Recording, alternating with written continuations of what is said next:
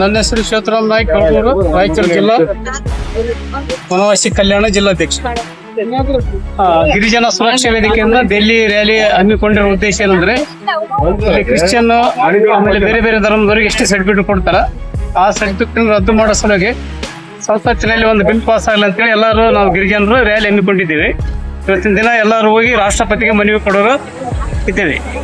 ಅದಕ್ಕಾಗಿ ವನವಾಸಿ ಕಲ್ಯಾಣ ಮತ್ತು ಗಿರಿಜನ ಸುರಕ್ಷಾ ವೇದಿಕೆ ನಮ್ಮ ಜನಾಂಗಕ್ಕೆ ಒಂದು ಮನವಿ ಕೊಡೋದಕ್ಕೆ ಇಷ್ಟೆಲ್ಲ ಅವಕಾಶಗಳನ್ನು ಮಾಡಿಕೊಟ್ಟದಕ್ಕಾಗಿ ಏನು ಈ ರ್ಯಾಲಿಯ ಉದ್ದೇಶ ಏನಿದೆ ಮತ್ತು ನೀವು ಬಂದಿರೋ ಉದ್ದೇಶ ಏನಿದೆ? ಮತಾಂತರಿತ ಗಿರಿಜನರಿಗೆ, ಉದಾಹರಣೆ ಕ್ರಿಶ್ಚಿಯನ್ ಅನ್ಯ ಧರ್ಮಕ್ಕೆ ಮತಾಂತರ ಆದವರಿಗೆ ಎಷ್ಟು ಸರ್ಟಿಫಿಕೇಟ್ ಕೊಡಬಾರ್ದು ಅನ್ನೋ ಉದ್ದೇಶಕ್ಕೆ ಮನವಿ ಕೊಡೋದಕ್ಕೆ ಇಲ್ಲಿಗೆ ಬಂದಿದ್ದೀವಿ.